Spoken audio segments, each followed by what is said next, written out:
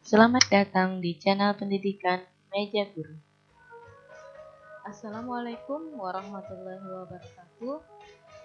Masih tentang pembahasan teks ulasan, namun pada kesempatan ini kita mengidentifikasi struktur dan unsur kebahasaan teks ulasan. Pembahasan yang pertama tentang struktur teks ulasan.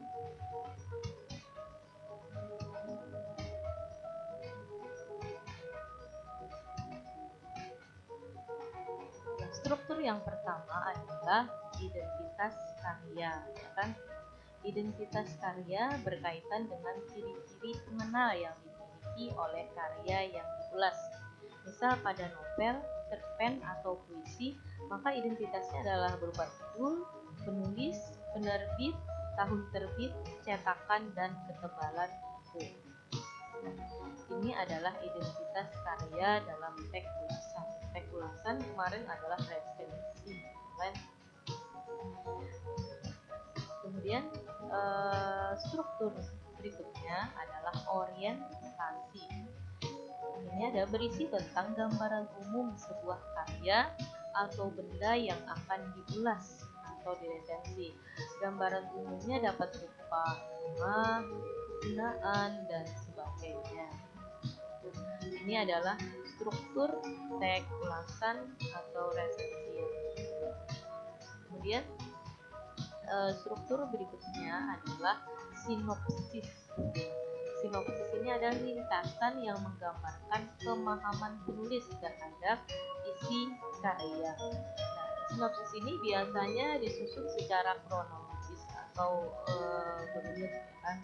Nah, dalam gambaran singkat ini pembaca bisa mengetahui sedikit tentang atau ringkasan lah tentang karya yang akan diulas.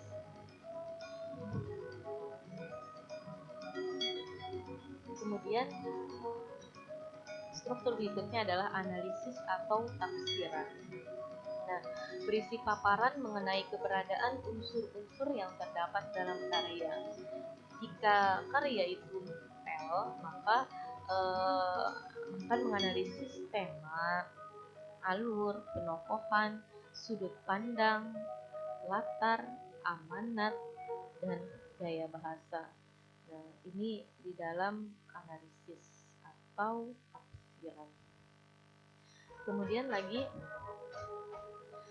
struktur berikutnya adalah evaluasi. Di dalam evaluasi ini ada berisi paparan mengenai keunggulan dan kelemahan karya yang diulas. Jadi di sini dievaluasi, dinilai, ya kan, keunggulannya apa karya tersebut dan kelemahannya juga dipaparkan di dalam bagian evaluasi. Nah, mudah-mudahan kita akan memahami.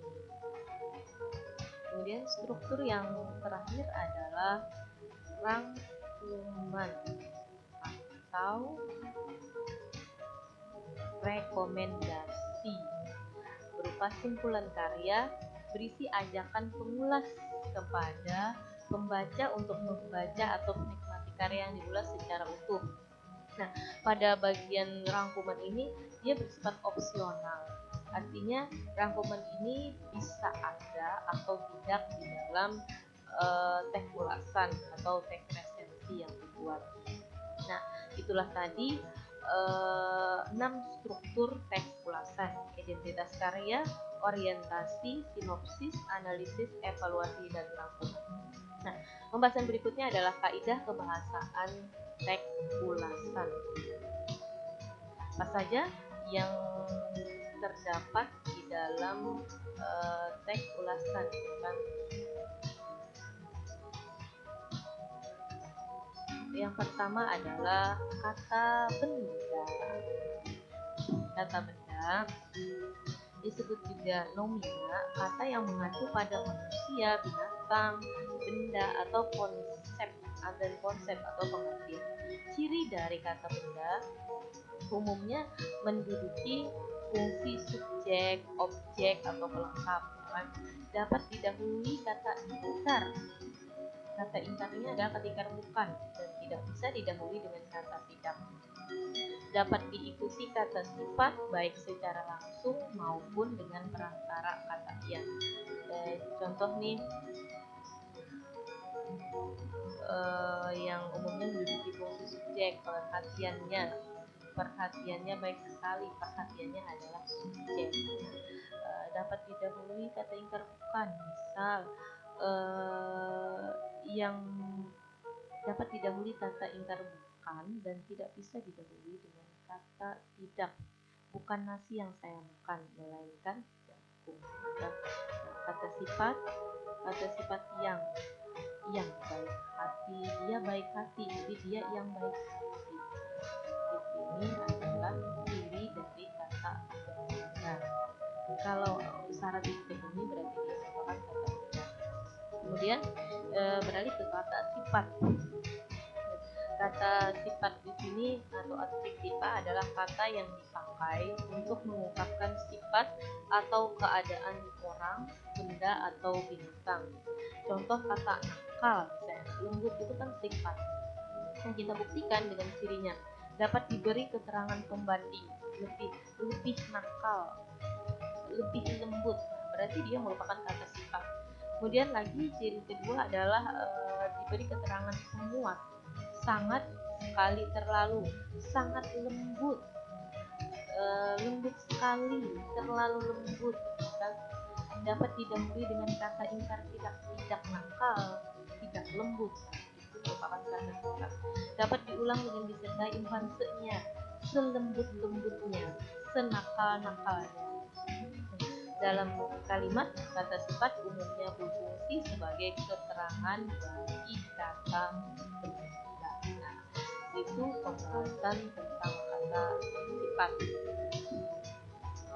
Kemudian yang berikutnya adalah kata kerja.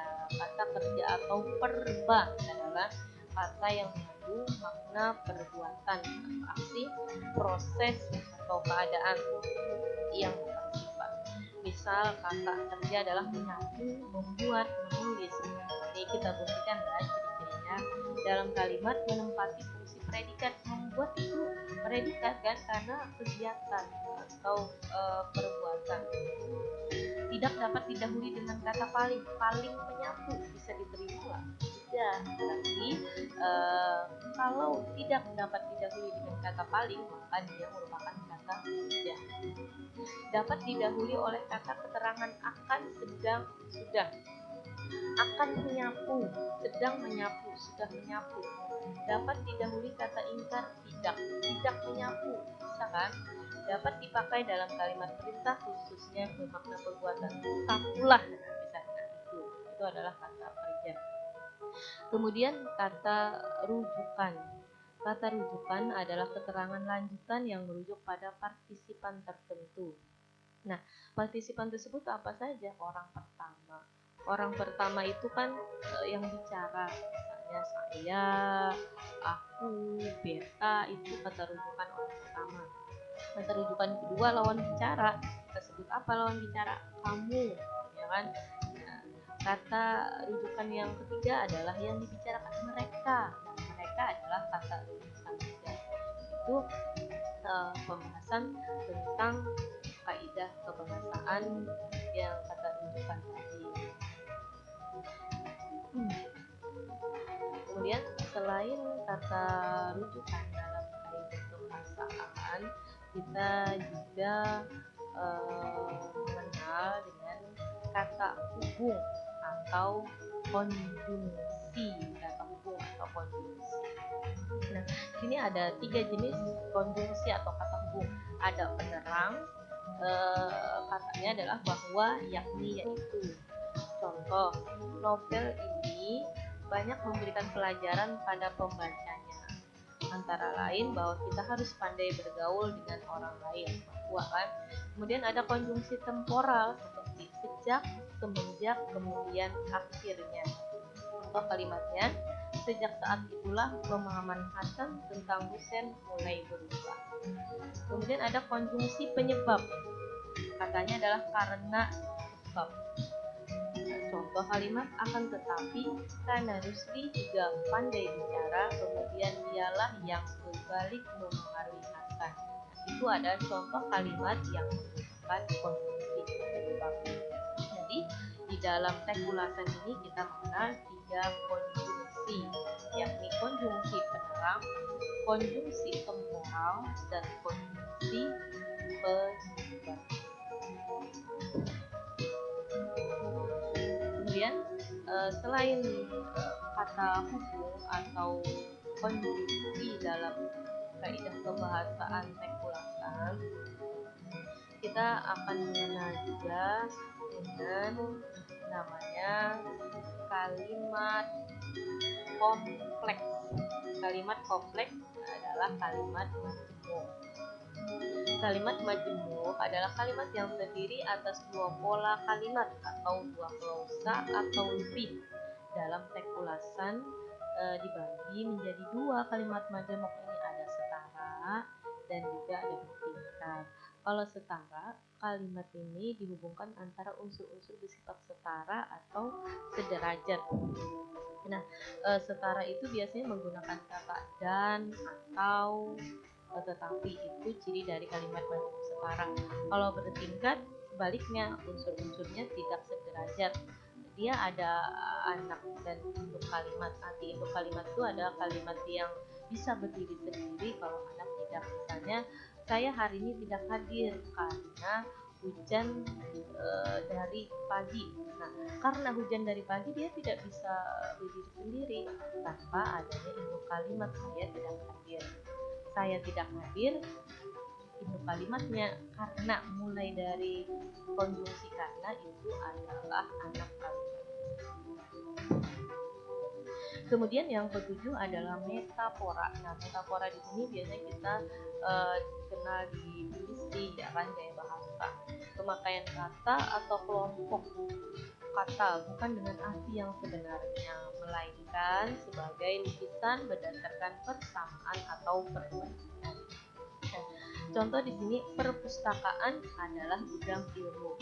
Nah, di sini disamakan gudang ilmu itu, ini adalah perpustakaan. Nah, di dalam teks ulasan ternyata ada juga yang dinamakan metafora. Contoh lain misalnya, pemuda adalah tulang punggung negara. Itu juga kalimat yang mengandung metafora. Kemudian yang kedelapan menggunakan pernyataan saran.